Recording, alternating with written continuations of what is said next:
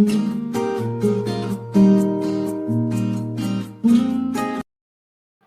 friends, welcome to our channel Thirumathi Dhanakumar.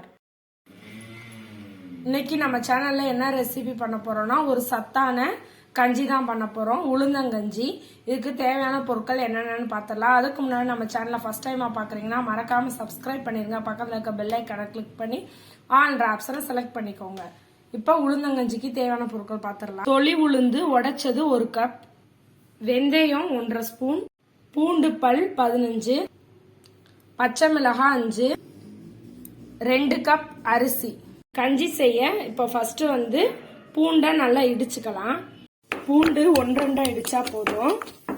இந்த மாதிரி இடிச்சுக்கோங்க. இப்ப உளுந்தையும் அரிசியும் கழுவிடலாம் நல்லா 3 தடவை. குக்கர்ல கஞ்சிக்கு தேவையான அளவு தண்ணி ஊற்றிக்கோங்க. ஃபர்ஸ்ட் கழுவி வச்சிருக்க உளுந்தையும் அரிசியும் இதுல போட்டுடலாம். நல்லா ஒரு கிளறி விட்டுக்கோங்க. இடிச்சு வச்சிருக்க பூண்டை போட்டுக்கோங்க. வெந்தயம் போட்டுக்கோங்க.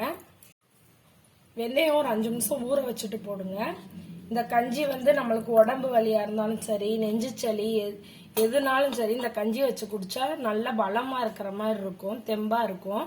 இந்த கஞ்சி நம்ம அடிக்கடி செஞ்சு சாப்பிட்டா உடம்புக்கு ரொம்ப சத்து. பச்சை மிளகாய் லைட்டா கீறிட்டு போடுங்க. அப்பதான் அதோட காரம் இறங்கும் கஞ்சியில.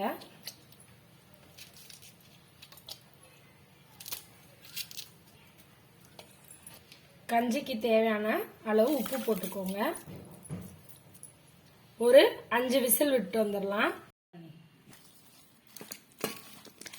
இப்ப நம்ம சுவையான உளுந்தங்கஞ்சி ரெடி ஆயிருச்சு. சாப்பிடலாம். இந்த வீடியோ பிடிச்சிருந்தா லைக் பண்ணுங்க, ஷேர் பண்ணுங்க, கமெண்ட் பண்ணுங்க. மறக்காம நம்ம சேனலை சப்ஸ்கிரைப் பண்ணிருங்க. பக்கத்துல இருக்க பெல் ஐக்கானை கிளிக் பண்ணி ஆல் ஆப்ஷனை செலக்ட் பண்ணிக்கோங்க.